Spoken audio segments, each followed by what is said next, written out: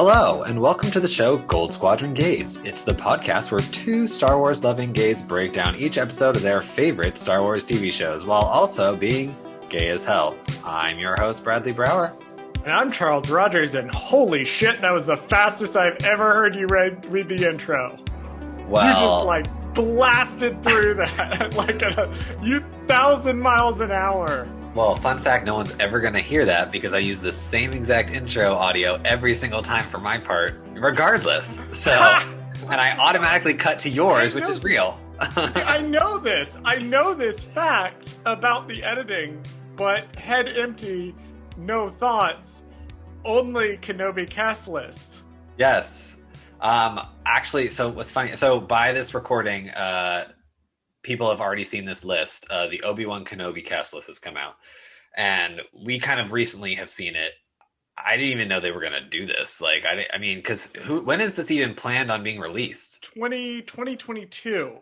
They're right. starting filming as we record it is right? It is April 3rd. So they're starting filming this month, and they just released the cast list. Yeah, just randomly released it.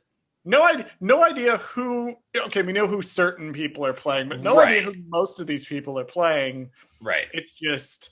I mean, we know Ian McGregor's going to be Darth Vader. We know that Hayden Christensen's going to be a young Obi-Wan Kenobi. Oh, wait a minute, I got that messed up. Hold on, wait. No, we know that obviously because they're the main, guys. Right. But I then surprise cast list, two people actually that I was kind of, I guess not, I shouldn't be shocked that they were on this list, but it's kind of like a nice Easter egg, I guess. I mean, they'll probably only be in one episode. Yeah, because it is only it's a 6-episode limited. So I'm assuming series. They're only going to be in one episode. It's maybe one or two. The young Uncle Owen and Aunt Beru, Joel Edgerton and Bonnie Piesse. Right. I think that's how you say her last name. So I can't imagine they're going to be in the show very long. Or if anything, they're in a flashback. Or they're in one episode, where he talks to them for 1 second. They're probably present day. Some of these people I could see being there's been a lot of talk of flashbacks on the show. So people are oh, I wonder if this and such person is playing Duchess Satine in a flashback. Right. They're saying Hayden Christensen, you don't get Hayden Christensen. You don't pay the money to get Hayden Christensen to come back to Star Wars and then shove him in the suit. Right. And the interesting thing, too, is so there's a couple interesting things about this cast list. And one of the interesting things is a notable exclusion from the list. Which is Liam Neeson. Okay, yes. But the other exclusion. Who's the other one? Liam Neeson, they're going to keep as a surprise. If he's in the show. If he's in it. They're going to keep him as a surprise. Right, they're going to fly him in. He's the Baby Yoda of this show. But the interesting person that is not on this cast list is James Earl Jones. Interesting. Why do you say that? Because he is the voice of Darth Vader. And if you're going to do the Kenobi show, and you're going to have Darth Vader in the suit show up, you're going to want James Earl Jones, at least while they've still got him, right? Voice. You're not going to get one of these side guys who does the voice for the video games and stuff to come in and do Vader on this show while you've got Jones. So I thought it was interesting that Jones is not on this list. Gotcha. So there was some standouts on this list that are just random that I did want to point out. So one of the guys, his name is Kumail Nanjiani. I think that's how you say it. Kumail Nanjiani. Yeah. Okay. Well, there you go. You know how to do it. He's a fairly prolific, comedic actor. Exactly. So I've seen him in a couple things. Right. So I've seen him in a couple things, but he's most notably though he's going to be in the new Marvel's movie called Eternals, and he got jacked for it. He looks fucking fantastic. His body. He got jacked for it. He knows what he's doing now, but it's one of those moments where I saw him. I was because I knew him initially. I knew him oh, he's a funny, comedic he's a actor. Funny guy, and I saw a photo of him getting jacked for Eternals. I was yes. Right. So yes, please. Do you want to hear what the rumor is of who he's playing? Who is the rumor? People think that he's playing Kitster. So I don't think that's a far guess. You don't think so? I thought it was so random. It's just too random for me. Now, the one I heard that made the most sense is they're going to get him like to voice a droid or something. Oh, okay. Well, I like that makes the most sense. It would not be out of the question. Okay. For him to be playing Kitster. Okay. Because that's one of those things that's been tossed around. Right. Like the idea of, oh, they might bring Kitster back for something. Yeah, but how would he fit into the story? I just don't see him fitting into the story. Unless they randomly find a way to make him work. I just don't know. But it's like, where was he, if he's been around this long, then why didn't he see Luke? If he can see Uncle Owen and Aunt Beru, why can't he see fucking Luke? You know what I mean? So it's I don't know if Kitster knew about Luke or Owen or Beru. Like, we don't know. I don't think in canon we know anything about him after the events of the Phantom Menace. In Legends, he popped up a few times. Gotcha. Okay. But in canon, not so much. I've heard some interesting rumors for some of these cast. I've heard Asajj Ventress's name tossed around for a couple of people on this list. I thought, because I found how does that fit? That doesn't fit to me. Even though you know as much as I do that I would kill to have live action Asajj Ventress. It's true. Bradley would actually commit murder for this. But I just don't see it. You just don't see it happening. I don't see it happening because I don't see how it fits in this story. Maybe in another story. I just don't see how it fits in this current story. If they do it as flashbacks or force apparitions, because I am sorry, Bradley, to report that Asajj Ventress is not alive. I don't know what you're during the events of the dark times between episode 3 and episode 4. I'm sorry to report that. But when they laid her body to rest at the end of the book, Dark Disciple, I believe she kind of disappeared into green force magic. So it's been a while since I've read the book. I need to reread it. But it's not out of the question that she could show up in a flashback or as a force apparition. Okay. Anyway, I just thought that was interesting because the character that you're saying, or one of the ladies that could possibly be her, is kind of funny enough. Well, no, because actually you said it was somebody else that was going to be her, so I don't even know. I've heard two. So I thought what was interesting to me was when I first saw this, Moses Ingram, who is one of the actresses whose character we do not know, is billed on this above Joel Edgerton and Bonnie Piesse. Right, she's really up there. Clearly playing, she's third billed behind Ewan McGregor and Hayden Christensen. She's clearly playing someone of prominence. So I fell into the same trap as everybody else. I went, Asajj, maybe? Or why wouldn't she be but then somebody pointed out to me that, or actually I was watching a YouTube video earlier today. Yeah. And they were talking about how Indira Varma has like the right facial structure. And if you are familiar with her other work, Indira Varma, most people know her from playing Pedro Pascal's wife on Game of Thrones. I know her as Alpha Bitch, who I hate, Vivienne in Dragon Age Inquisition, the centrist mage lady that I cannot stand. Hate her characters. Like, I love the character. Yeah. On a writing level, but like personally playing the game, I'm like, I hate you so much.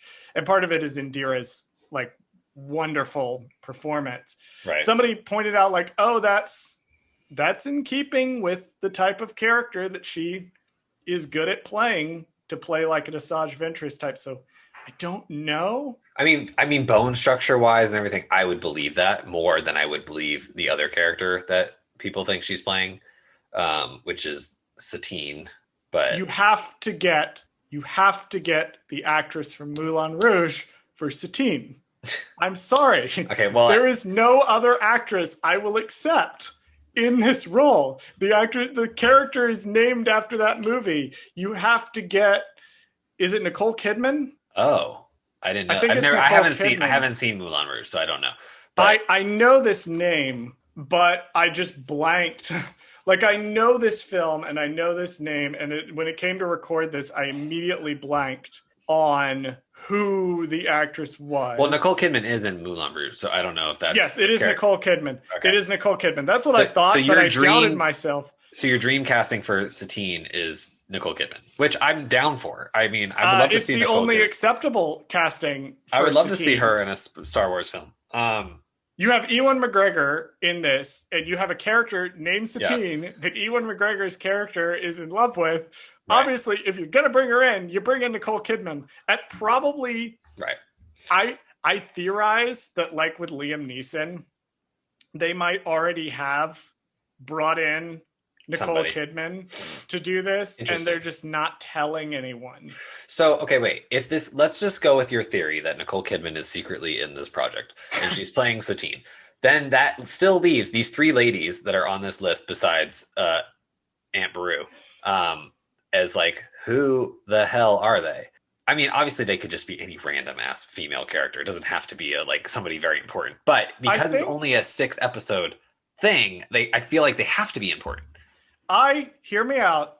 If you put a gun to my head, because most of these people I think are not playing established characters other than the ones we already know, except maybe Indira Varma might be playing somebody we know. But if you held a gun to my head and said, take a guess at which of these people is playing an actual character that we've seen before, right? Gun to head, Moses Ingram is playing Ray Sloane. I don't know who that is. Of course you don't, because you don't know how to read. Ray Sloane is she's a very prominent character. She's shown up in a couple of different media. She showed up, she was introduced in Aftermath as a Imperial Grand Admiral who is instrumental in getting the remnants of the Empire to the Unknown Regions after the Battle of Jakku, so that they could become the First Order. But she's also shown up. She was in Star Wars Squadrons on the Empire side. She shows up in that game. And then she showed up in several comics. She showed up in several, she showed up in a tie-in book for Star Wars Rebels. So she's all over other pieces of media. It would not surprise me to see a young Ray Sloane in the Obi-Wan Kenobi show as a central antagonist.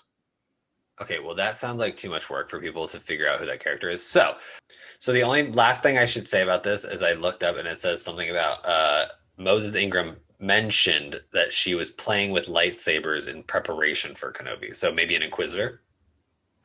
That's another theory. That's what led me to initially think she might be playing Ventress. I would like her. What if she was like one of the seventh sister or something? You know what I mean? Like maybe one of them is still randomly alive. So like, I don't know. Well, they would be, because I think Kenobi takes place before the events of Star Wars Rebels. In fact, I know for a fact Kenobi takes place before the events of Rebels season 3. So maybe all the Inquisitors show up. Okay, it's wait. Possible. Now this just got more interesting because maybe Rupert Friend is playing the head Inquisitor. You'd think they would get Jason Isaacs back for that. Yeah, but I feel like they're trying being the Grand Inquisitor. But I feel like that would just be throwing everybody a bone and being like, "Look, we're putting the Inquisitors in this show," when they want to keep it a secret and make it this really cool. Like, all the villains, by the way, of this are not Hayden Christensen at all. He's not even the villain. The real villains are the Inquisitors who are trying to hunt down Obi-Wan Kenobi the whole time. Because it was a thing. It was a thing in Legends. The Inquisitors were not in Legends. It was Vader himself hunting down the Jedi. And the whole point of being on Tatooine was the fact that Vader would not go to Tatooine. He literally could not mentally set foot on the planet's surface. So that's why it made sense to hide Luke there, was because Vader would never actually go. And he has to wait until Obi-Wan left the planet and was on the Death Star before he could confront him. In canon with the Inquisitors, one has to reason that there's no reason why he can't. Maybe he doesn't want to dispatch Inquisitors to do it. Yeah. Because he wants to take out Obi-Wan personally. Maybe it's like a pride thing. Also, I would be really interested if most of this cast list, if they were all just randomly playing Inquisitors, that would be really interesting. Like that would just like blow my mind if they were had like all were playing like different roles. Like so, Simone was playing like the seventh sister, and then Sung Kang was playing like the eighth brother or what. You know what I mean? Like they're all playing like random ass fucking Inquisitor characters. I think that would be fucking cool. But all right, we need to move on because we could talk about the Obi-Wan. We could speculate. We could speculate till the end of time. Most of these people are probably playing people we have never seen before. Right. Just random ass officers or something that don't even matter. Imperial officers or stormtroopers or some bullshit. Here's my final bizarre theory. Yeah. So final bizarre theory. Hayden Christensen is playing a Darth Vader clone. Shut the fuck up. All right. Now we brought in the clones. He's playing Vader.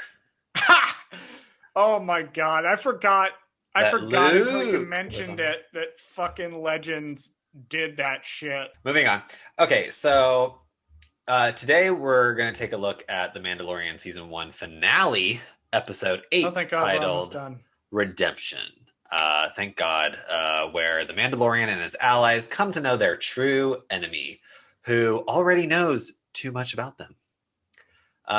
Name one thing about this episode you liked and one thing you did not. You would think that this being a question asked every single fucking week, that I would have an answer prepared, but I never do. Funny enough, I always write it down. Like I put like a blank for like and dislike, and then by the end of all my notes and stuff, I still don't have it written down, and I'm the one who came up with the concept. So it's really funny. Always off the cuff. Right. Always just. I really liked the introduction of Gideon. I like Gideon as a character. Mm-hmm. I like the way he interacts, the way he carries himself, the whole performance by Giancarlo Esposito in this role, like the little, I didn't note it in my notes, but the touches he gives, the little smirks, the condescending kind of. He's a good villain. He's a great villain. He's only in like this one episode in the back of season, episode 7. Right. But he's so good and so memorable right off the bat. If this were the only season of The Mandalorian, he would still be an incredibly memorable villain, and he's never in it. Yeah. One thing I disliked, we will cover this as we go through the episode. There's some stuff in here that contradicts stuff that was said in episode 3 that bothered me. And there were some very stupid decisions that were made by characters throughout the episode that I thought were a little too stupid even for characters being stupid. Now, I love characters being stupid because that's where the drama is. But some of the things that especially the Mando himself says and does in this episode, I'm like, really, dude? Mm-hmm. Like, really? We'll get to what the big contradiction is and why it bothered me so much as we go through. So What about you, Bradley? Likes and dislikes? Okay, so my I don't want to say particularly the name because we're about to talk about it in like literally just a second, but the actor who plays the bike trooper is, I think, probably one of the best parts about the whole entire episode is this whole next scene. The first scene of the whole thing is like one of the best. So I'll just say I like the bike troopers. That's everything about the bike troopers is the one thing I liked about the episode. The one thing I disliked about the episode was the actual ending of the episode. I felt that the action and the climax of the episode was really good, and then a whole lot of nothing. They stand around and explain how the season ends. Yeah, pretty much. And he wanders off. Yeah, it was the weakest ending, I think, of any of the episodes that we've seen so far. It's almost as if they got somebody. Now, I know that this is not true, but it's almost like they got like one of the writing aides to like finish the episode for them. They were like, oh shit, I gotta leave town in like 15 minutes. Can you just finish up the episode? I'm sure you got it. You do a good job normally, so we'll just let you finish writing it. And then they would like, I don't know how to end the episode, so I'm just gonna have Kara and Grief just kind of explain away what they're gonna do, like as a wrap up. Instead of showing you what they did, let's just tell you what they're gonna do. Like, see, now if Lucasfilm would hire me, then when they need a writing aid to finish their season for them, right, I could write something good. Well, I mean, it isn't good. It's a fine ending to the episode. It's just underwhelming. My point is, I live in LA, Lucasfilm. I'm right here. You can hire me. I will move to San Francisco. I will uproot, move to San Francisco. Just this whole podcast is just my giant job interview for Lucasfilm. Exactly.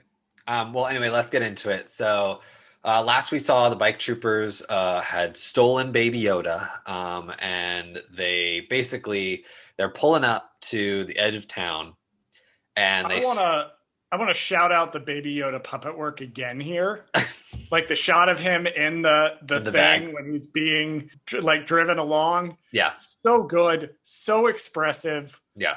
So, God, I love that puppet so much. So this scene, like I said, this is probably one of the best scenes I've ever even seen in Star Wars, because I don't know if it's just the mix of comedic timing with like actual speeder bikes mixed with like, I don't know, everything works so perfectly, because I love speeder bikes. I've loved speeder bikes ever since I saw Return of the Jedi, because I had the fucking speeder bike toy, which I actually rebought like not even last year during the pandemic. I was so bored I was buying Star Wars toys, and I bought the same speeder bike toy.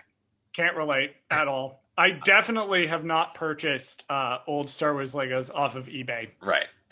But I bought a speeder bike with a bike trooper, because it's the same toy that I had. And this scene just brought that back to me, because I was like, oh my God, this is so great. And then these guys, the two actors, the one is the same from the first time. This scene, Adam Pauly, I think his name was. Yeah. This scene for me is like right up there with, hi, I'm holding for General Hugs. In terms of, I watch it and I'm just, every time I watch the scene, I'm like, it's really similar. Yeah. It's just like, it's funny. It feels authentic to the world. It's different from what we are used to. It's just so good. Well, let's talk about who it is. So the newest member of the Bike Trooper family is Jason Sudeikis. Yes, the most hateable character in the entire Star Wars franchise. He plays this in such a way that I find him hilarious. I want to know more about his character. And he's also an asshole. And it's hilarious. Now, here's the important question I'm going to ask you about Jason Sudeikis, Bradley. He was in a movie with Anne Hathaway, which is incidentally one of my favorite movies, called Colossal. Yes, it's actually one of the most interesting movies I've ever seen. I'm going to shout out Colossal because as far as Jason Sudeikis' whole movie roster of movies, that's the one I want to make sure I shout out. That's the one you shout out? Because it's the character he plays in Colossal is that same type of character. He's such a disgusting, hateable person, but he's also like, you can't help but laugh at some of the things he says and does. But then when it's time to get scary, like it gets really scary. Like, Colossal is good. Please watch Colossal. I agree. It's a very good movie. If you haven't seen it, I was actually just telling my friend about that movie the other day because Godzilla versus King Kong came out yesterday and we were watching it together and I told him it was okay. But I was telling him about the Colossus movie. I said, if you want a Godzilla type movie that's just more interesting, like plot wise and story wise, I was like, that's the movie you got to watch. Cause it's like wild. Like it's a weird ass fucking story and you really need to see it. Cause he loves kaiju movies. Right. And so I was like, oh, you would love this movie. Cause it's one, it's just a weird ass fucking movie. But two, it's Anne Hathaway and Jason Sudeikis, like two people who are very high up also, in billing. You know, the Beast from the new Beauty and the Beast is in it. And also he was the lead in Legion, which he was very good in. It's overall just it's a good movie and it's a good example of like Does the plot make sense? No. Because it's a metaphor. Right. It is a metaphor. I'm not going to go off on this. One day I will do my own thing and talk about how good Colossal is and how it's a giant metaphor and how everything is great. But for now, we will come around to the scene with the blow raspberries and beatboxes. So let's start with the first cardinal sin that Jason Sudeikis makes in all of the Star Wars world of anything. He punches Baby Yoda in the head fuck that guy. Oh my God. Fuck that guy. If they wanted, they couldn't make anybody hate him more in this scene unless he murdered Baby Yoda. Like, I don't even know how else they could make him less likable. Like, it's so perfect. Killing Han Solo like a 8 out of 10 for Kylo Ren. Punching Baby Yoda is like about a 12. I thought that was so funny. He's irredeemable. Yes. Know, Palpatine's evil, but Palpatine wouldn't literally punch a. I mean, Palpatine probably would literally punch a baby. In fact, there are episodes of Star Wars: The Clone Wars that aptly demonstrate that Palpatine would punch a baby. But this guy is up there. This random scout trooper. And I love their conversation. So they're sitting there. They're like such doofuses because they're literally sitting there, and he's like. They're talking about like, well, we should just probably wait, until we get the red light to go in or whatever. And he's like, yeah, didn't you hear like what happened the other day? Like Gideon just like killed a guy for like interrupting him. Like, what the fuck? Like, you know what I mean? He's like, we don't want to, he's like, if you want to risk it, you can, but I'm not going to risk my life. It's a very natural, like coworkers talking about this boss kind of thing. Like, it's so funny. I get like PAs sitting at like on guard duty for a set, like on COVID duty, sitting there, like listening to the radio where all the interesting stuff is happening on set. And like 1 or 2 PAs is sitting like in the end, like, should we maybe do something about this?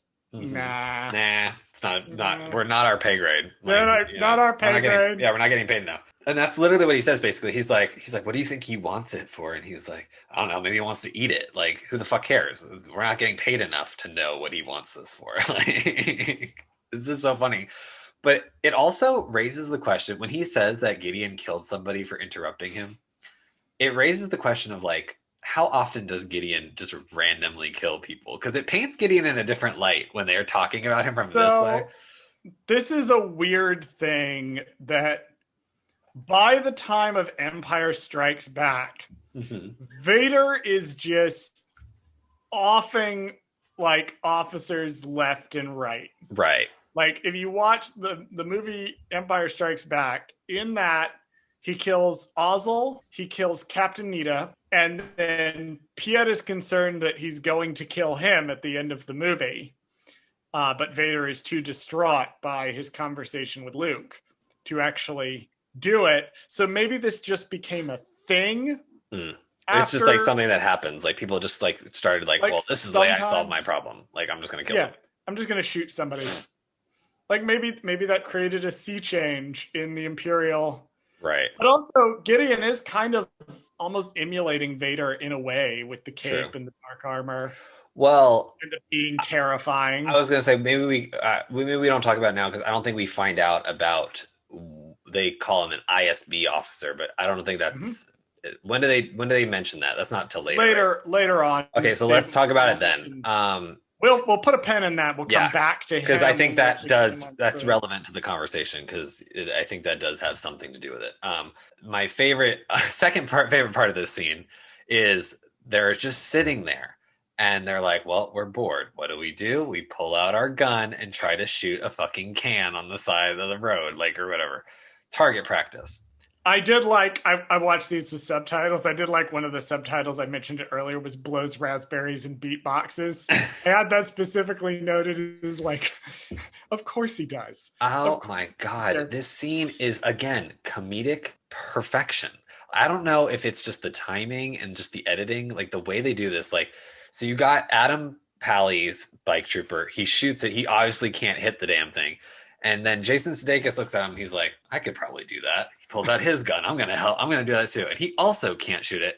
And then Jason Sudeikis does one of the funniest things in all of Star Wars. He can't hit the target. He pulls up his gun and he shakes it to make sure it's working correctly. I fucking died when he did that. I thought that is the funniest shit in the world. I have seen this episode several times, and this scene never stops being absolutely hilarious. Like, so it's just level upon level. They they make us hate them, but then they're also like relatable. Like, you get the idea that these scout troopers are just like grunts hanging out.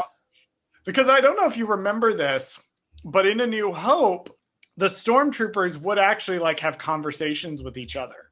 This is a thing that they would do, is they would just, well, it reminds me, when you're standing on guard duty for 12 hours, you're going to be like, you seen that new BT-16? Yeah, the other guys were telling me about it. They say it's quite a thing to see. That scene plays into that, of these dudes just kind of having to hang out and like kill time.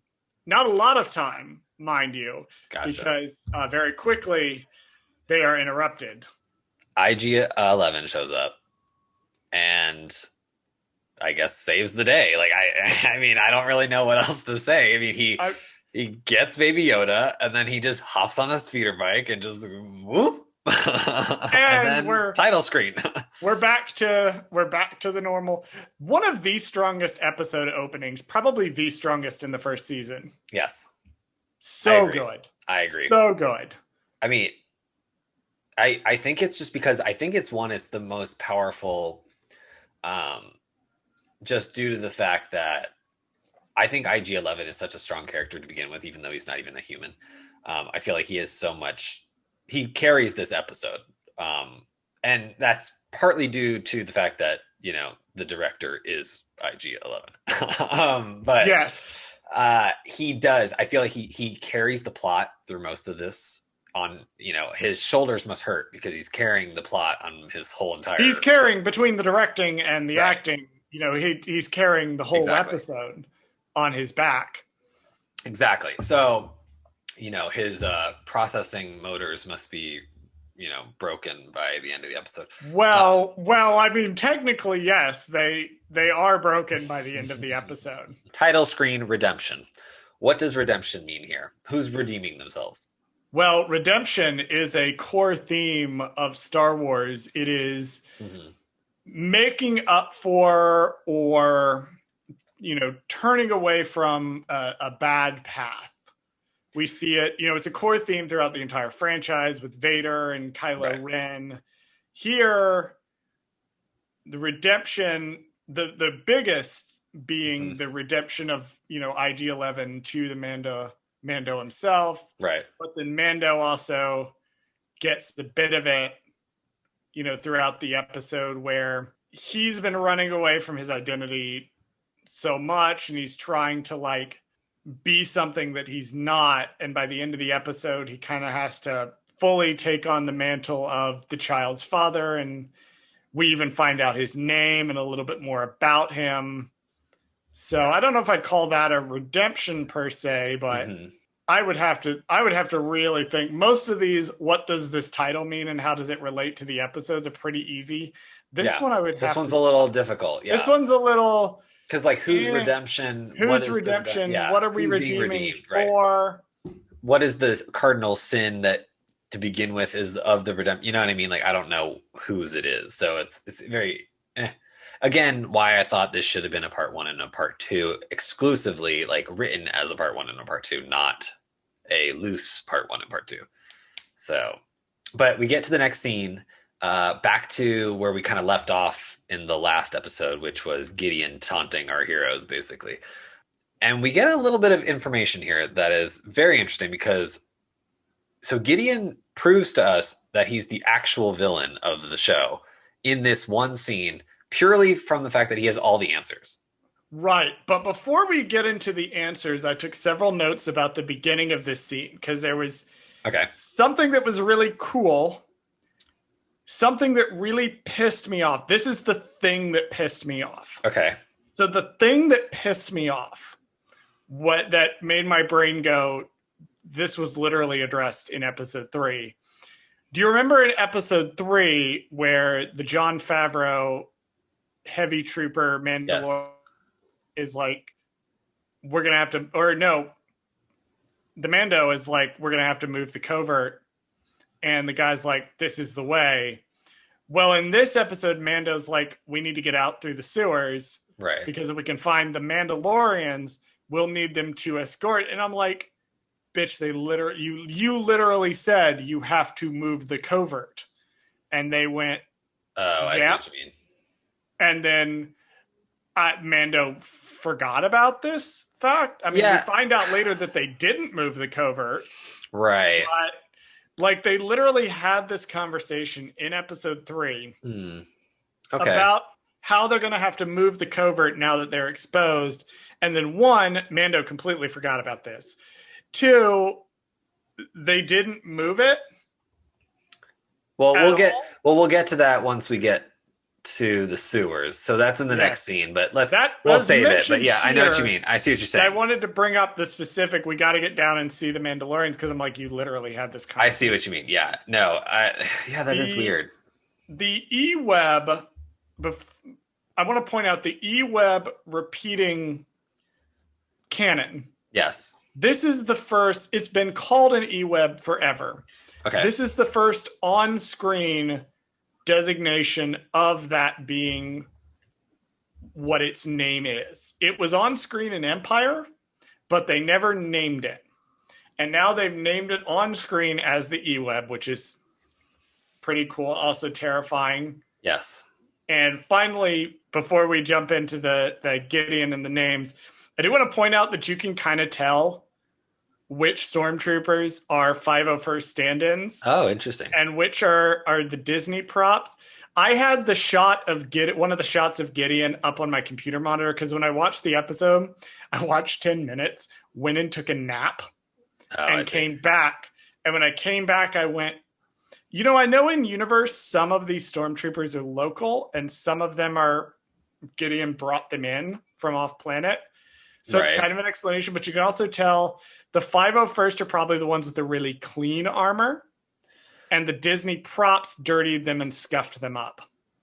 Oh, I never even would have thought about that. I wouldn't have either if I hadn't been paused on that specific screen for 2 hours while I took a nap. Okay. Well, I guess that makes sense. But I like your theory that, like, yeah, some of them are local stormtroopers, some of them are not local stormtroopers, just to kind of keep it something. But I want to point out, so like you said, the 501st. So our favorite cosplayer on Instagram. Yes. I looked it up. So he actually is in the 501st. So he is a part of it. Is he in this scene? I do not know.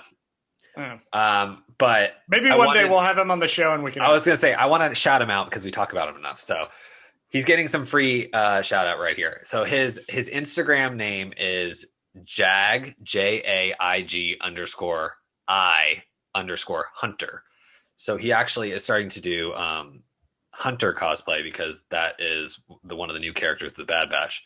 So it's like the main clone leader of the Bad Batch. Like we're performatively thirsty on this show because he is very good looking, but yes, really the reason I would say people should probably go follow him on Instagram is just because the cosplays are so damn impressive. His are just more impressive than I've just gorgeous. Seen. Yeah. And he's posted since I started following him since we recorded the pilot, he posted video Instagram stories answering questions and how he does these. He does TikToks on how he makes his stuff. It's so fascinating. It's really good. So such good stuff. He's just, I'm just very impressed with him. But yes, I just wanted to point out that he is in the 501st. So that's just why we were talking about the other day. We're not sure if he is. We're not sure if he is, but he is.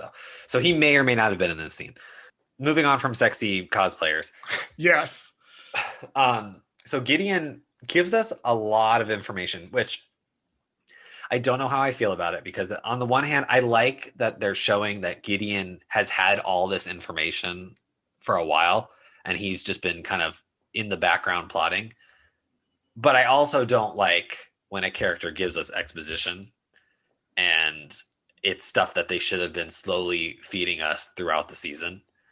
I feel like, at least with his character, I think what Mandalorian show should have done is at the end of every episode, they should have done a Gideon cutscene.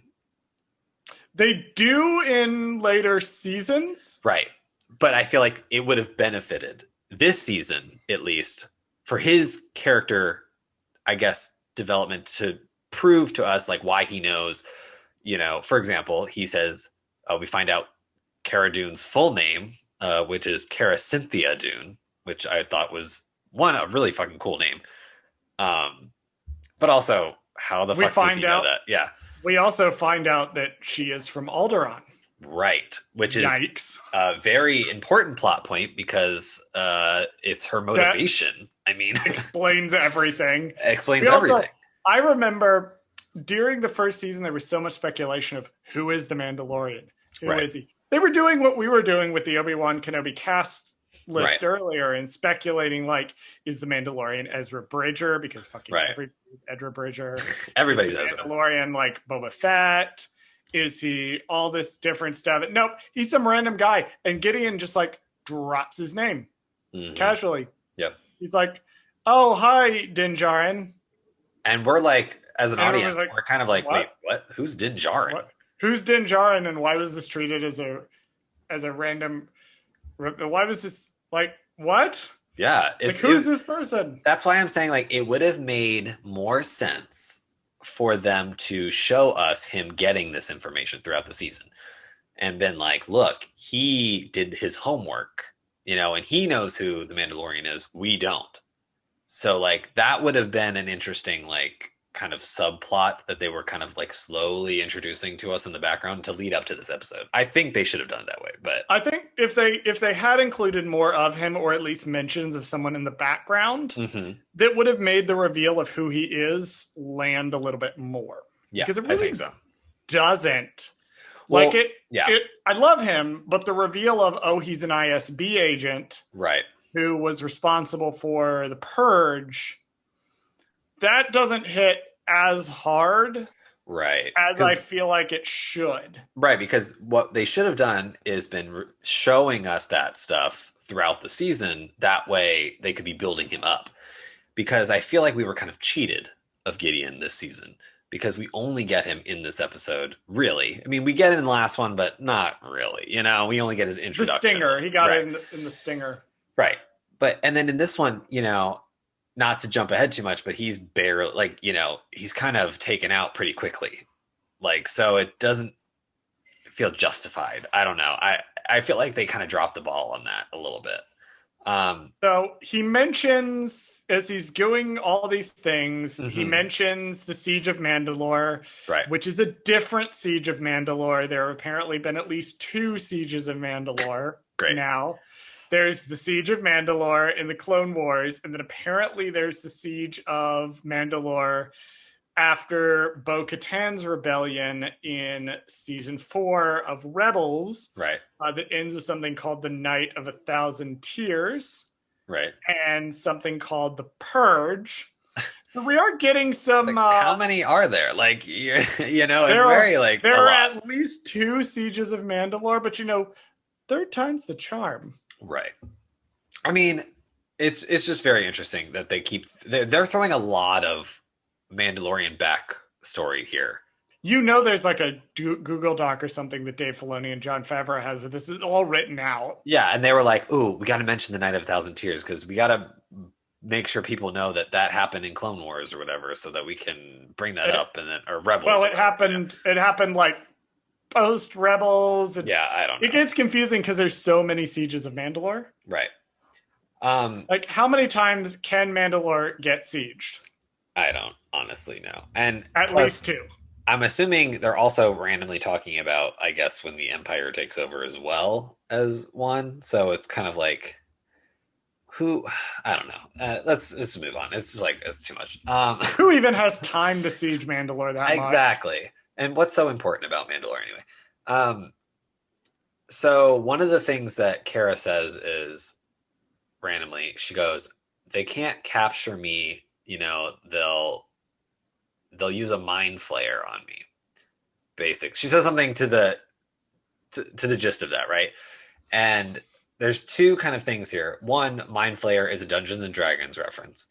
So that was how did you bring that up on the show, but not me? Well, I really only said that it was a Dungeons and Dragons reference because obviously I've seen Stranger Things and the Mind Flayer is one of the main villains of Stranger Things. But the Oh, there we mind, go. There it is. but the Mind Flayer, I think what I was when she said that, I was thinking she was talking about the Borgullet. Borgullet from I had Rogue the One. same thought initially when I watched the episode and she mentioned the Mind Flayer. I went, Borgullet? So I'm thinking maybe Borgullet? that Mind Flayer is just like a nickname for a Borgullet. Like it's Well, just they one said- of the many nicknames. But She said they'll upload her to the Mind Flayer. oh, interesting. But then Grief Karga says, oh, that's just wartime propaganda. Right. So maybe, You know, that's maybe not it doesn't have real. anything to do with it. Yeah, maybe it doesn't have anything to do with the Borgullet. I don't know. But I thought that would be funny if they actually still used them. If they exist. If they exist at this point. Like, I don't know. It I just thought it was sounds from the way it is described in the episode, Mm-hmm. it sounds like they upload your consciousness Okay. to something, or That sounds a little too Star Trek for me. So like maybe they not. upload your consciousness Yeah. and like mess with your brain. According to Wikipedia, it is an entity that was supposedly utilized by the Galactic Empire, but there's no actual. There's not even a thing in Legends. Looks like. Gotcha. Okay, well, let's That- move on because I don't. I mean, it's just like a fun little mention, but if it's not the Borgullet, then I don't want It's not the Borgullet. it. It's not the Borgullet. It's not the horrible tentacle monster. Right. Or the horrible tentacle monster from Stranger Things. Although I do think Star Wars needs more horrible tentacle monsters. Yeah. Well, they have enough. So we get some more Mandalorian flashback / background because they mention the fact that Mandalorian is not a race; it's a creed, which is very important to one the Mandalorian's character arc because the whole thing is that he keeps following these rules of being a Mandalorian, right? And then Grief Karga is kind of us because he's like us and he thinks, oh, if you're from Mandalore, you are a Mandalorian. Or a Mandalorian. Right. If you were born there, it's kind of like if you're from Alderaan, you're an Alderanian. Like you're just a person who lived there, who was born there. Yeah, and it goes back to Legends a bit, because in Legends, Mandalorian was more of a creed, that they had people who would actively choose to join it Right. from all over, and you could be a Mandalorian, regardless. Here's what I want to know about this scene. I want to know why Death Watch is fighting the Separatists. Yeah, so let's get into just the flashbacks. So we finally get like the full flashback of Yes. of Mando's kind of childhood. You're right. It brings up weird questions. So obviously this is taking place during the Clone Wars because we see the battle droids again. And they're attacking some, I don't know, village of Mando's, wherever he was born, his home world. And so if this is taking place during Clone Wars, the Separatists are attacking this village. Why is Death Watch the ones that save this village? Why is it not the Republic? Or why is it not the Jedi? Or why is it not, That I had questions about because I thought, first of all, in order for Death Watch to be involved, Yeah. the Death Watch are kind of, their whole thing is they want to restore like the warrior creed to Right. Mandalore. They thought Satine had gone soft and that she was betraying the Mandalorian ideals. But, maybe they're fighting just to fight. But that being the case, why are they bothering Saving to rescue yeah. people? Maybe it's an insidious thing. Like they see an opportunity to recruit for their cult.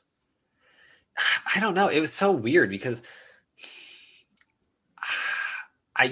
maybe like they just happened to be flying by. I don't know. And they were just like, well, I guess we can try to help these people. And then when they did, they were like, oh, here's an orphan. Let's just steal him.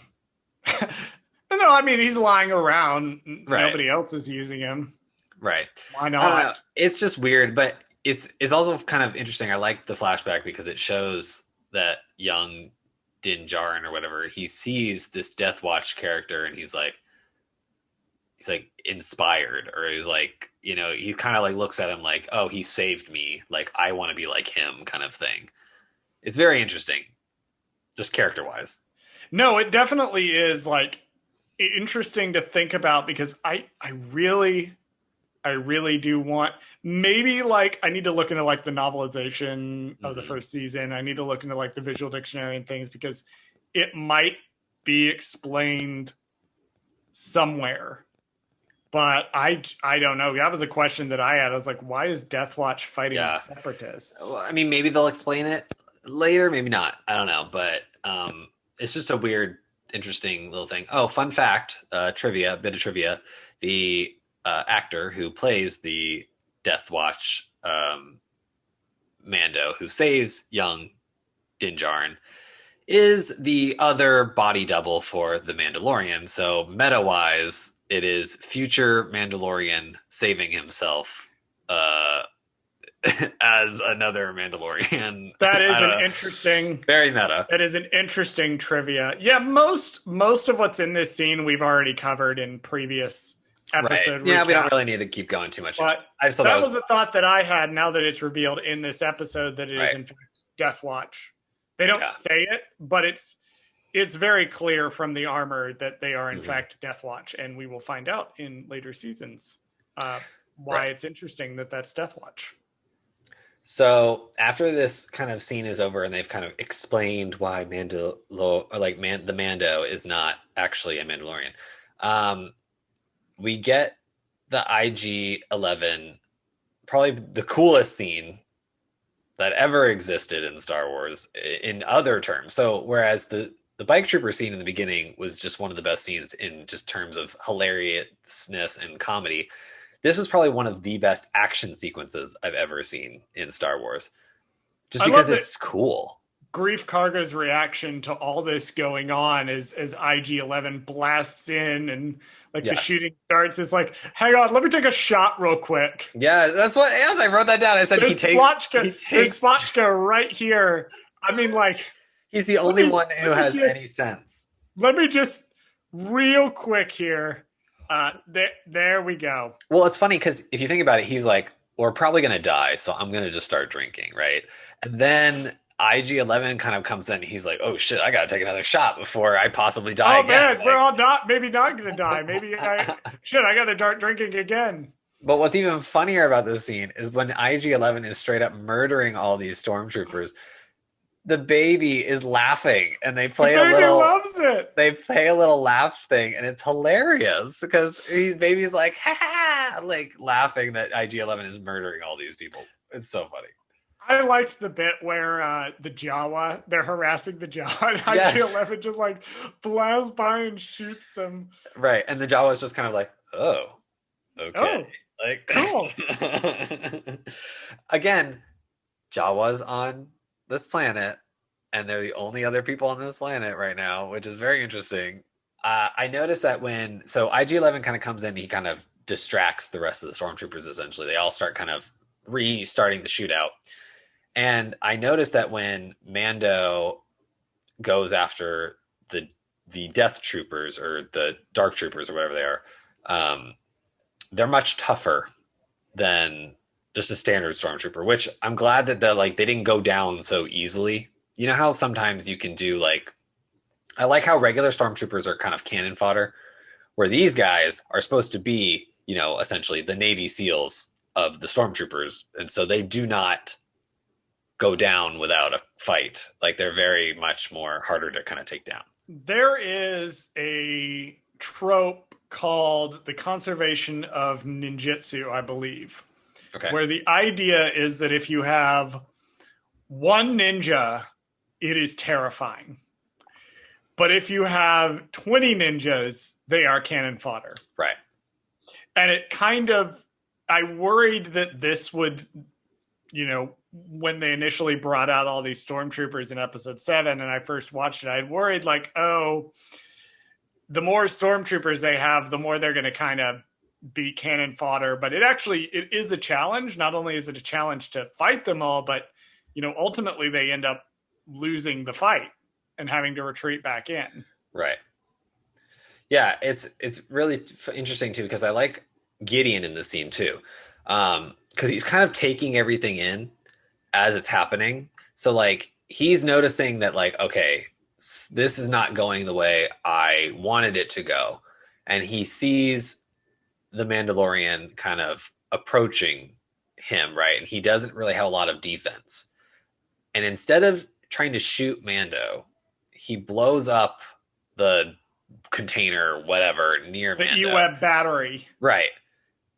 Gideon, to kind of save himself. Gideon is a tactical thinker, and Yeah. that's what makes him such an engaging villain, because Right. even in the short time, we can see that he is a very tactical thinker. Yeah, he in always terms of the thinks way he ahead. approaches Yeah. it.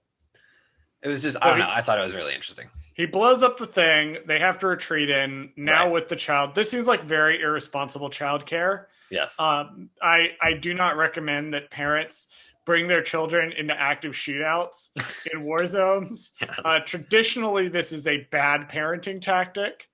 Of course, I, as a gay man with no children, Right. may not be in the best position to give parental advice. But in this case, I feel confident in saying, do not bring your child into an active shootout. Well, it kind of goes against IG-11's prime directive, right? Because he said that his directive is in this. I mean, he even says it in the scene. He's like, if you touch this child, I will kill you, right? When he puts it down, he tells that to Grievecard. He's like, if you hurt the child or you touch the child, I'm going to kill you, right? But would not bringing the child to this place go against your prime directive? Like, wouldn't he, if he really was trying to protect the baby, he should be getting on the ship and just flying away. The child will not be safe until Gideon is dead.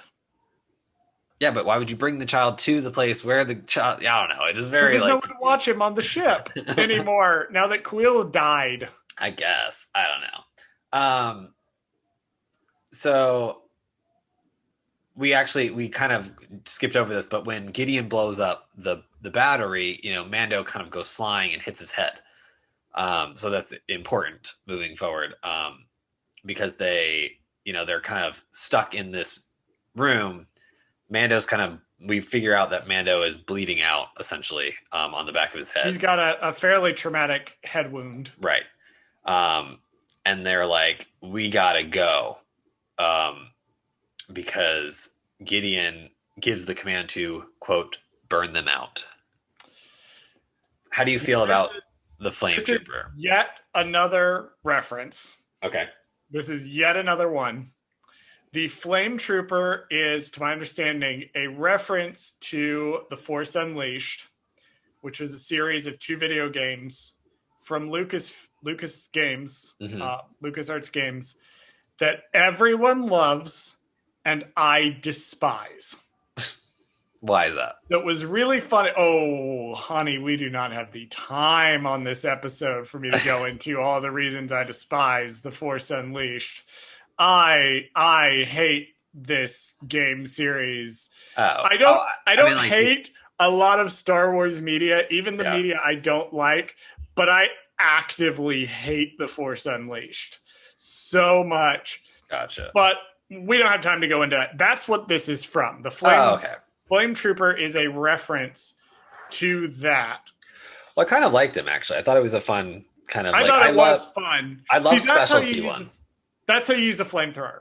Gotcha. Well, I was going to say, I was going to mention the fact that instead of having it like randomly on your wrist where it never works, like this guy has like a tank with fuel and he's got a gun to focus the fire and he knows where he wants the fire to go. And so he kind of walks in there and he's like ready to go. He's like, I'm going to burn the fuck out of these people. Like, Mandalorians, take notes. This is how you use a flamethrower. This is how it works. Take notes. Do better. I'm wondering if, so in this scene, did you see this coming? This whole, the Flame Trooper is showing up, they're kind of shit out of luck, and then he's walking in there and he's about to burn them all down, and he blasts them with the fire, and then the child kind of steps up. Okay, so that, I could generally see that they're going to be able to solve a problem like this. Yeah.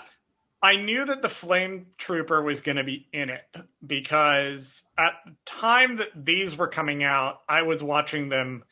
This was back in the ancient days when I had 45 minutes from my lunch break. Now I only have 30. Mm-hmm. But at the time these were coming out, I had 45 minutes for my lunch break. So I could watch these over my lunch break.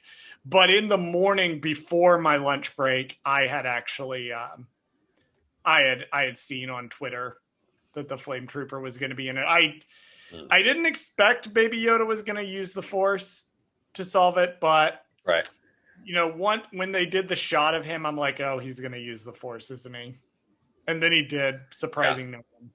I didn't hate it, but I kind of felt like, well, that's kind of a cheap, problem-solving tactic. Like, it's kind of like, it's almost like, why even bother putting the Flame Trooper in there when they could have just been like, okay, let's retreat and then go into the sewer. Like, you didn't have to have the whole, let's show Baby Yoda using the Force, protecting them from the fire. Because what problem does that solve other than to show Baby Yoda murdering the Flame Trooper? I think Baby Yoda might have a higher body count in this than... Should we be keeping note? Like, should we be keeping track of how many times Baby Yoda literally causes the direct death of somebody? We're already keeping a Dank Ferrick count, which has been sitting at 1 for this entire season. Like, I thought Dank Ferrick was going to be a thing in this season. Maybe it's the next season. But I'm shocked. I think it's the next season. Okay. The Dank Ferrick count has been sitting at 1 the entire season. Gotcha. So maybe that is the second season. It's the Ezra Bridger death count. Whenever we eventually get around... And we were in the pre-meeting talking about how we might potentially want to do Rebels. But when we do finally do Rebels, we do want to keep an Ezra Bridger death count of how much this definitely want to do that. Is murdering people. Stormtrooper. Yes, because he murders people all the time. And almost every episode. He literally blows up TIE fighters like every other episode. And it's like, you just killed that person. There's no escape pod in a TIE fighter. Okay, so every time he blasts them in the little white pellets or whatever they are, whenever they show that animation on Disney Channel, it's like, no, those people die. Just because it's not a fiery explosion doesn't mean they didn't die. So, whatever. Anyway, the child murders this flame trooper in, ironically, fire. I would say in cold blood, but it's a little more boiling hot blood. You'd think that a flame trooper's armor would be fireproof, no matter how intense the heat. You would think that, but no. Maybe the armor is flameproof, but the joints aren't. I don't know. It's stupid. It's like he should be fireproof, but whatever. Whatever. He sets the guy on fire, and right. Mando makes one of the stupid decisions that he makes, where it's like, go and leave me, let me die my warrior's death, and I'm like, come on. How is that a warrior's death? He just like you know what I mean? Like, this kind of literally stuff. Like 2 seconds after they leave, he's like, okay, IG, just fucking shoot me. Yeah, so that doesn't make any sense because like he goes, no, let me die. You guys go. They go, and then he goes, okay, IG, you know what? I'd rather you kill me than those imps. There's two things there. One, I when he said that, I didn't know what he meant by that. I thought he just like that was just like a derogatory term for stormtroopers. It is. But IMP is also an acronym. IMP is an acronym for Imperial Military Personnel. I did not know that, and I've been reading them referred to as imps. Yeah, it was in the trivia. 20 years. For 20 years, I have been reading them referred to as imps, and I did not know it was an acronym. I just assumed it was always short for Imperial. I thought it was a derogatory, just kind of like those are the imps. Like, like it's kind of like those are the assholes. I don't know. Like I'm used to hearing it in the context of Star Wars: The Old Republic. Gotcha. So because the two factions, the Republic and the Sith Empire, you have imps and pubs. Gotcha. Is the abbreviated version. Well, there you go. Now you know. That's how general chat in Star Wars: The Old Republic will refer to the other side as imps and pubs. But I don't advise that anyone ever turn on general chat in Star Wars: The Old Republic. Just as a word of warning, if you play it, turn general chat off. You'll be much happier. There's only two things happen in the rest of the scene is that I wrote down was that so IG makes the point. He's like, I can save you, right? He's like, let me take off your helmet. And then Mando's like, don't do that. I'll kill you, right? He's like, but if I don't take off your helmet, you're going to die. I need to heal you somehow. And then he goes, no living thing has ever seen me without my helmet on, which is a lie, by the way, because his parents saw him as a child, and then the Death Watch people saw him as a child. And since he put the helmet on, no Right. living thing has seen him. Right. But then IG makes a great point, and he says, well, I'm not a living thing, so it's okay. And then proceeds to take off his They helmet. just straight Eowyn, I am no man, rules lawyered this. I just thought it was funny because, well, one, this is the first time we actually see Pedro Pascal's fucking face in the whole entire show. Surprise! The Right. actor playing the Mandalorian is the actor playing the Mandalorian. Right. I know, isn't that weird? Like, for all we could have known, right? He never was in the suit at any point in time. We don't know. Like, I mean, we know because they quote said it, and there's pictures on set of him, kind of. Yeah, we walking know around. he was in the suit for, at Right. least a good But- chunk of it. From an audience standpoint, if you don't watch behind the scenes stuff or anything, like, for all we know, he was It never. could have been anybody. It could have been literally anyway. It could have been a woman the whole time. We don't know. Like, it's just whatever. It's true. It's true. It was Captain Phasma. It was Kevin Phasma the whole time. It was Captain Phasma the whole time. The other thing I noted is that IG-11 has Bacta spray inside of his body. Probably was put in there by. Well, I don't know. I don't because know, right? I mean, I'm Bacta- assuming Quill did it, right? Because he's a nursing droid now, so he kind of maybe gave him that. Maybe it's meant to, like, the spray deployer is meant to be like A poison a spray. poison sprayer or a gas sprayer or something, and they just put Bacta in it. Yeah. Either way, so the scene is interesting because the scene goes from so dramatic and emotional Right. to the minute he gets his helmet off, like this upbeat music starts playing, and Pedro Pascal is just kind of sitting there like, what's going on? And Yeah. IG's trying to crack jokes, and it goes from serious to funny like that. Yeah. I forget what the joke was. You have sustained some damage to your central processing unit. unit. That's right. You mean my brain? I was attempting to make a joke. Yeah. And I was like, ha ha, question mark? Like, that was funny, I guess. Like, I don't know. It was more of like he was just comparing a brain to a central processing unit. Like, he thought that was funny. I don't know. It was just a good, shows the humor of droids. And the lack thereof. Right. Obviously, this whole I'm going to sacrifice myself lasts less than 3 seconds because Mando catches up to them and they're back in the sewers. They wander around for Wandering around several the maze. minutes. Right. Which was a waste of time. I mean, I get that it's a maze, but theoretically, Mando has been down here already before, so he should know where everything He does address this. He says he only ever entered the covert from the bazaar. So he only ever entered it one way, and he's never entered it any other way, and he's not that familiar with the sewers. Yeah, but it's like, if you were all hiding down there, why would you not familiarize yourself with every exit and entrance, if you're hiding? Here's the question. How long were they hiding down there? Have they That's been true. on Navarro since he was a foundling? Or is this something that, came up later? Or maybe they had just gotten there at the beginning of the series. Like, it's just kind of like a fresh. It's possible. Yeah. Maybe they moved there so he could have proximity to the Bounty Hunters Guild. Right. So we see a pile of Mandalorian armor, Implying they're all dead. implying they're dead. They didn't move the covert after they said Right. they were going to move the covert, and then they don't, and then they all die. So I had two theories about this. My first theory was that no, there's just a bunch of naked Mandalorians running around.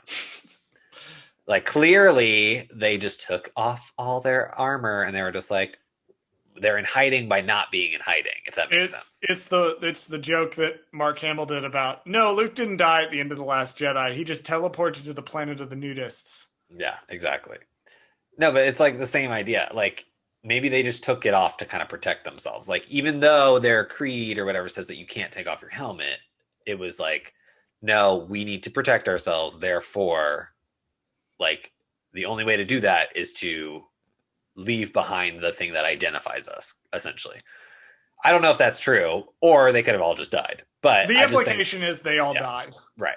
The implication is that they all died. And then, the armor is still there, though. Right. So she's back. The armor is wandering around. She says some stuff in this scene that I'm like, I have to wonder, because it sort of explains a little bit why Den is the way he is. If this is the woman who's been, like, I don't want to say brainwashing him, but like programming him to an extent. She says things and I'm like, oh, that's where it comes from. Well, it also, she kind of, like, when she talks about all the stuff that she knows about, like, again, leads me to believe that she's the leader of the group, or like at least the most senior member of the group. She's the cult leader. Right. So, or she is very high up in command to the point where they all listen to her. Like they respect her enough to follow her rules or something. I don't know. It's very interesting that she's like, well, I hope that some of them may have escaped. She doesn't know, but she's like, but I think they might have. Like they've probably escaped. The way she speaks with the same certainty as Den does. Yeah. It just, there was points where I looked at the scene and I went, I can see how Den wound up the way he is. Somebody is impressionable, as a kid, and then clearly he believed very strongly and wanted to be very strongly part of this, Mandalorian creed that, obviously when you get somebody with this level of commitment and this level of like believing that everything they say is 100% correct, of course somebody who's more impressionable is going to follow it. And then also she reveals that she knows a lot, right? Because at this point in time, we've kind of seen certain people, whenever you mention Jedi or something about the Jedi, they kind of either know everything about the Jedi or they've never heard of them and they have no idea what you're talking about. There is a wonderful scene in Star Wars Rebels where it's at the end of the first season. Tarkin arrives on Lothal, and he mentions the Jedi, and he basically asks Minister Tua, have you ever actually met a Jedi? Right. And her response is, well, no, but we've heard about them. And he says, I actually knew them. And when they were asked about that, I believe it was in an episode of Rebels Recon, which was a fantastic tie-in show that they did to Star Wars Rebels. I believe they asked about it, or they asked about it on Twitter. And the response was, you got to remember, there's only a couple hundred Jedi operating at this point. Right. The most people in the galaxy are never going to have heard of, or they've heard of, but they've never met or seen an actual Jedi Knight. Right. So, like, that's why Tarkin's able to come in and say, I've actually met them, whereas Minister Tua in Rebels has never met a Jedi. None have ever come to Lothal. Right. Up until, Rebels and Kanan is there. None of them have ever come to Lothal, at least that she knows of. It's like having, a couple hundred people have been in the Star Wars movies. I've never met somebody who's been in the Star Wars movies. Right. But you're also, the people that you've met that have been in not met that's been in Star Wars movies aren't from an ancient race of a religious cult of laser sword wielding. That is true. Buddhists. So, but it's that whole idea of the way they talk about the Jedi in this scene, and she's like, I've heard of Jedi. I've heard of Jedi as an ancient force wielding beings. Right. So she knows about them, like, but she only knows enough about them to be like, oh, well, this this child, must be one of them. So she might not know enough to know that, like, they're all different types of people. I don't know. Like, it's weird that she's like instantly like, okay, well, obviously this little fucking frog is a Jedi, so you need to take him back to his people. And it's like, what? How did you come to that conclusion that he's a Jedi? Like, I suspect we will learn more about the armor as the series progresses. I hope we do. Because one, I think she's one of my favorite parts about the show, at least in this season. because I thought she was just an interesting character and I wanted more from her. So let's cut to the end of this because she gives him his signet finally. She makes him a little mud horn signet because she feels like he earned it, or he feels like he earned it, I guess. So she decided that he earned it. Right. He also tries to stay behind and sacrifice himself again. And she's like, no, you have a kid now. She explicitly says you are as its father. She also gives him a jetpack. So it is jetpack time. Okay, so we need to talk about the jetpack for like 1 second because she says something very important that's going to come up later that frustrated me about this episode. She gives him the jetpack and she says, you need to begin your training for the jetpack and it won't work until you finish your training. It's not going to follow your commands, is what she says. I don't want to jump ahead, but later in the episode, Mando skillfully uses the jetpack with no effort whatsoever. And I'm talking about... Well, he sort of blasts up and then slows his descent, and that's the extent of his use with the jetpack. Until the very end of the episode. And he literally flies away into the distance perfectly, and it just like works like randomly. I don't know. That bothered me. I know we're not really supposed to be talking about it right now, but that just bothered me that happened because I was like, why would she say that? Because it sounded like she was setting up something, right? This won't work for you unless you train with it. And so maybe I was thinking like, oh, he's going to ignore her, try to use it, and it won't work properly, or he'll get into some kind of situation where he needs it and it won't work. And it's like, oh, well, it'll be the flamethrower all over again. Exactly. But they just kind of said, fuck that. So they all leave and the armor just kind of stays behind for no fucking reason other than to melt down all the fucking other armor. And then she sits there and she's like waiting for the troopers. And she's just like, I'm just going to sit here in a sacrificial pose with my arms crossed and my tools. But she fucking murders these fucking stormtroopers. She just like absolutely like destroys them. And she literally melts one alive. She melts one alive. She's like breaking the armor and just like such a good scene. Oh God, that looks so painful. After the armor beats the absolute shit out of a bunch of stormtroopers, we move on to the lava boat. Yes. To try to escape. Kara, apparently, this is the moment where I went, you cannot shoot all of your problems, Kara. Oh, apparently she can. This is her answer to all of her problems. It's her automatic weapon. So she shoots the boat loose, and that was the point I've written down in my notes, you can't shoot all your problems, Kara. And then a few minutes later, she shoots the droid. Yes. And I have written in all caps, Kara! Stop shooting all the things. Yeah. I thought it was really weird, too, because the R2-D2 droid basically just has arms and legs. I was like, what a weird design for a boat ferry droid, but okay. It clearly was like cobbled together by someone for the boat. It was really weird. Like, I like spare parts. Maybe the Jawas did it. Maybe it's secretly a Jawa way in and out of the city. This droid is actually a reference. Yeah, of course it is. It was an unused design for a farm droid that was supposed to be used in Rogue One in the beginning at the Urso homestead. It was supposed to be some kind of farming droid, which I thought was interesting because it was very similar to the shrimp picking droids. They have long legs as well. Droids are basically like mobile phones in this universe. Everybody has one. Some of them are very sleek and nice, and some of them are like clawed together and held together with tape. And then there's some people who are like still using a Nokia flip phone in 2021. So IG-11 talks about the fact that the only way that he can save the baby is by self-destructing himself. Because like they're trying to jump through these hoops of, well, my manufacturer's code says that I can't be captured, but I've been reprogrammed so I can be captured, but then I have to destroy myself to destroy the baby, but I also have to destroy myself because I can't be captured because I can't.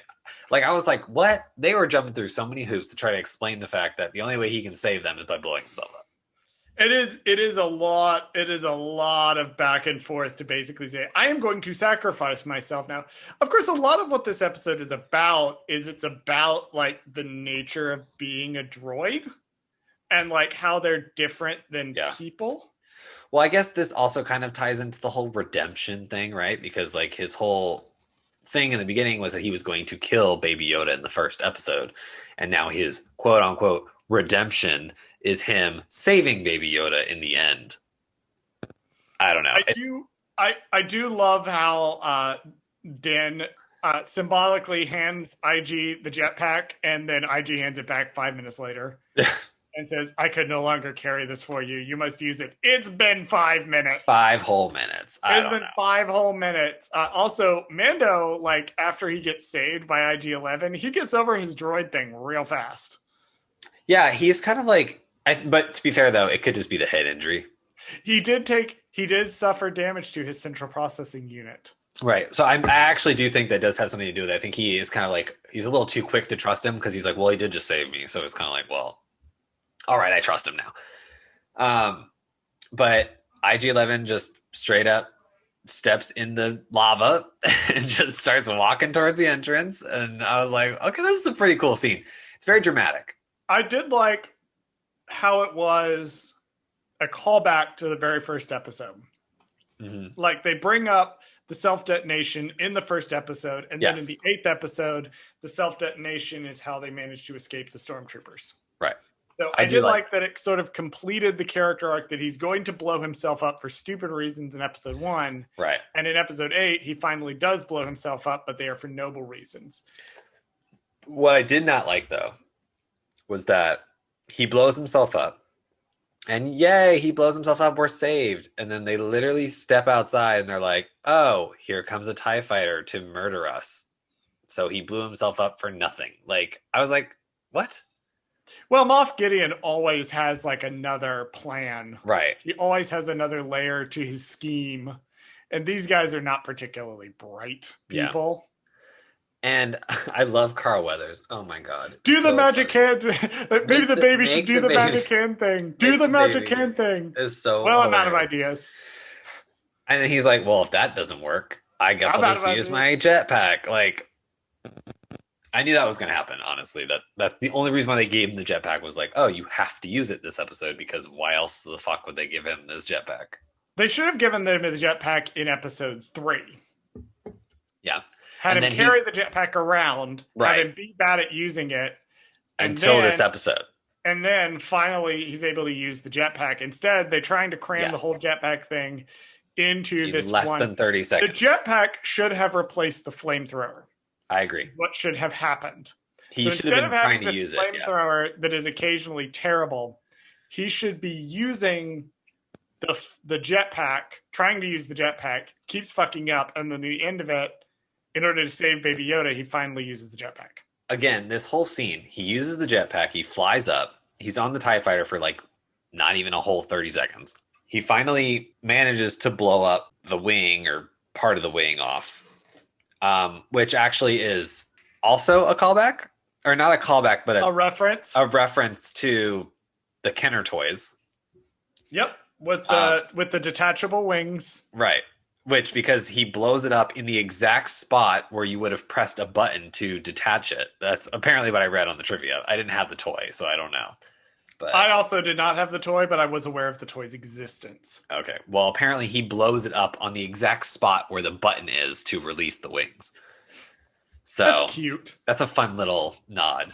But again, I felt like the action seems to end too quickly here because the TIE fighter crashes, right?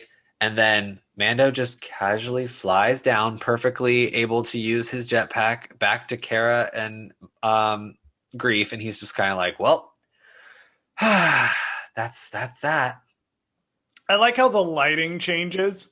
So yeah, it's already daytime. Daylighting. Yeah, it's flat daylighting most of it, and like by the time he lands, it's like sunset, and he's gonna ride off into the sunset with the baby because this is a Western. This is how they end. And I don't like.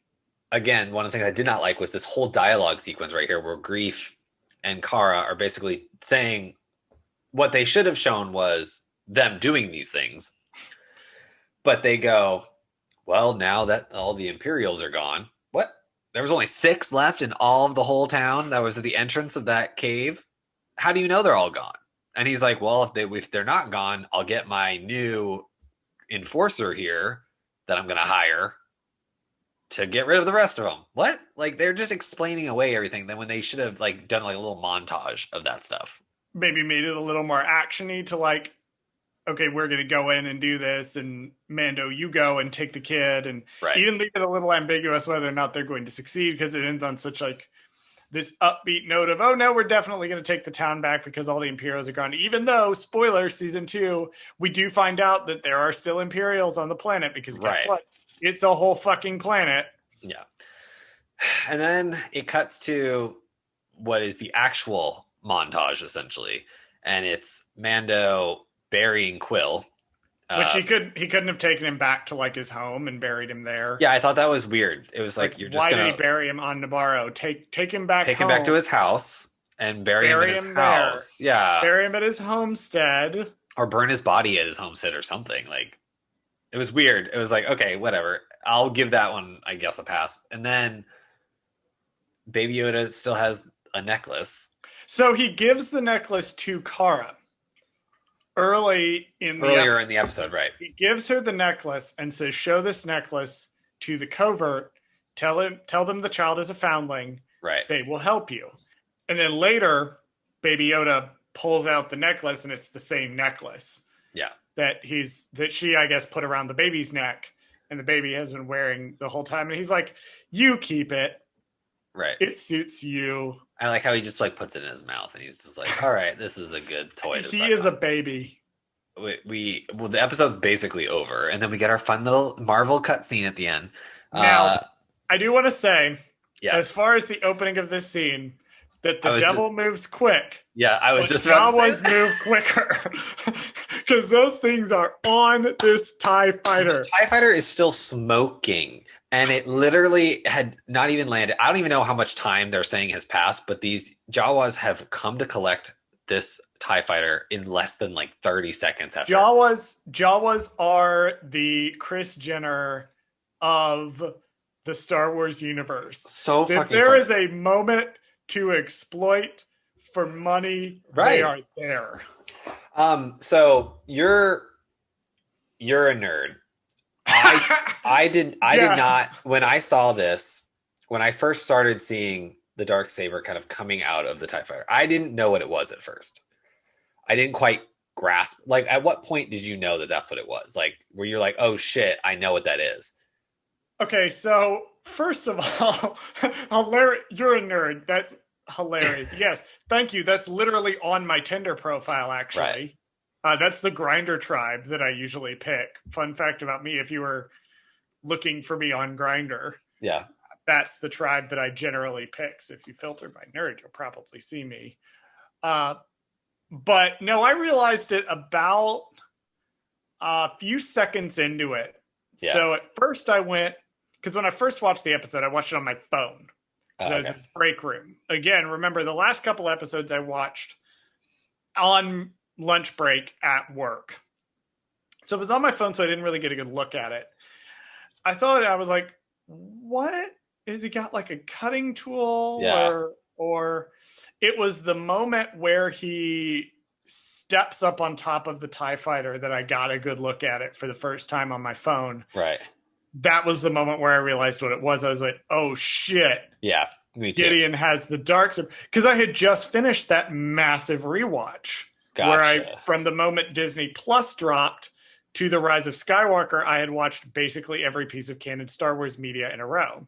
So you were pretty fresh on... So I was pretty fresh. Yeah. I went, oh, that's the Darksaber. Gotcha. That's a big deal. Yeah. And why does Gideon have it? Why does he have it? Like, I couldn't explain it even in my own head. Like, I was like, wait. It took me a second because I did not watch Rebels or anything like that before this. So I was like, wait, who the fuck had it last? Like, I thought about it. I was like, I know Darth Maul had it at some point. I was like, did he kill Darth Maul to get this? But then I was like, wait a minute. No, that's not right. I know what happens to Darth Maul. So, like, it was very weird. It starts with Pre Vizsla, and then Maul takes it. Right. And then Maul has it on Dathomir. And Ezra and Sabine retrieve it from Dathomir. Sabine wields it for a while against Gar Saxon. And then, and this is going to be a big deal in season 2, Sabine gives the Darksaber to Bo-Katan Kryze. And the last time we had seen the Darksaber, Bo-Katan Kryze had just accepted it, and she was beginning to lead a rebellion on Mandalore. And now we have found out, A, that rebellion did not go well, and B, Bo-Katan doesn't have the Darksaber anymore. Any rational person would believe, like, oh shit, she's probably not alive. That's what I thought. I was like, is she dead? Well, because the whole thing with the Darksaber, right, is that like you have to win it in combat, right? So the Apparently, whole thing, yes, right? So then it's a rational person would believe that she lost in combat and she is no longer alive because of it.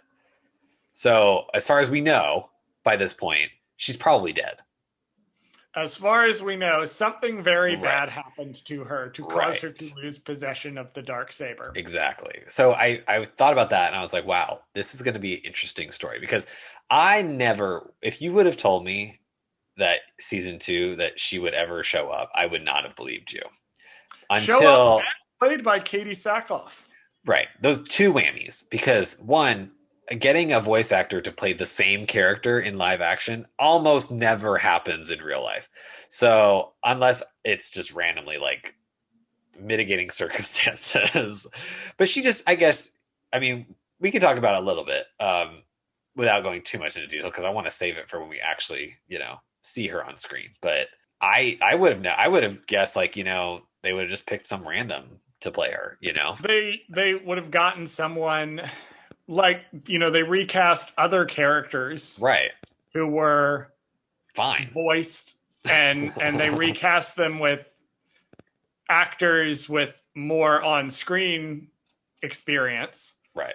But, we know part of the reason now, like the big one being Ahsoka. They recast Ahsoka. Well, yeah. The big one, of course, we now know the reason being is because they wanted her to headline the Ahsoka show. Right. But Bo-Katan is a neat case where it just worked out. And the actress, she was in, I believe it was Battlestar Galactica. Sure. Or one of the nerd things. It was one of the sci-fi shows, because I can't remember. It's either, I mean, it could have been a plethora it's like of stuff. Battlestar Galactica or one of these other Stargate shows. Something. It wasn't Stargate. She was. It starts with a B, but I can't remember. She's done TV before. Gotcha. Okay. Well, then she's experienced. So and like they it were just worked out as like, yeah. it's just this perfect storm of things. But Gotcha. like watching the Darksaber at the end of Mando season 1, it's like, right. It's a pretty big reveal. Neat. And that every single article that came out literally 2 hours, not even 2 hours after this aired, was like the history of the Darksaber and why it's important in the Mandalore season 2 or whatever. I mean, I was like, I swear, I think I saw at least 4 or 5 articles about like, what is the Darksaber? The Darksaber is important. The Darksaber is that major Easter egg at the end of the Mandalorian season 1. Like, it's like, come on. Like, one of the most bizarre experiences for me has been with WandaVision and now Falcon and the Winter Soldier airing at the time that we're recording this, seeing sites like Screen Rant and comicbook.com that post these Star Wars articles. And I'm like, Jesus Christ, guys, like, yeah, this is ridiculous. Posting the same type of articles for WandaVision and Falcon and Winter Soldier. Yep. It was like the surprise Easter egg in WandaVision episode 4. We didn't expect this character to show up in #WandaVision. Right. And I'm like, this is such an interesting experience to see this from the other side of the fence and not know, like, because I would click on some of these articles occasionally. Yeah. Like they had a title that was interesting. Now I always feel bad. It's like eating a whole can of Pringles, right? Was what clicking on these articles as a non-fan is like, it's not substantive. No. You feel bad for doing it. but sometimes the impulse takes you and you do it. That's all I have for this episode. Are you happy that we're finally done with The Mandalorian season 1? It's been an interesting experience to go through episode by episode and really dive into it on a level that I didn't when I was initially watching the show. Next week, we will do a Mando season 1 overall discussion. We will just look at it overall as a season, and then we will be done. And then we're taking a break from Mando. I'll just say briefly what the things that are coming up on the Goldsquadrongays podcast, because clearly we're not going anywhere anytime soon. Right. Things that are coming up, we are going to take a little bit of a break. We're going to take about a week or 2 weeks off after Mando season 1, and then we are going to hop into something actually current for a change. I know, it was weird to think. We're going to do the Bad Batch, and then we've got some fun stuff planned for the remainder of the year as well. But yes, I am. It's been an experience to go through and talk about Mando season 1 with this level of depth. Yeah, I'm ready to kind of like summarize it all up and just kind of where we're at. Summarize it up and God, just watch something else. Right, exactly. Well, you guys can follow us on Instagram at Goldsquadrongays and on Twitter at Goldsquadgays. You can tell which one of us maintains the Instagram and which one of us maintains the Twitter. Yeah, I thought about that. I was like, wait, I know it's like the something or. Last week I didn't remember, or it was last week or the week before, I didn't remember the full Instagram name for the Instagram account. So it's like, we can tell who's maintaining what channel. It's fine. It's all in the description, so it's whatever. Yeah, get a co-producer, guys. It cuts your workload in half. That's my producing tip for the day. Get someone else to do it. That's literally what a producer's job is. Well, until next week, Charles. Bye.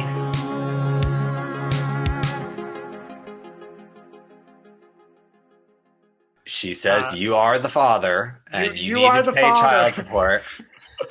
Deadbeat dads are not cool.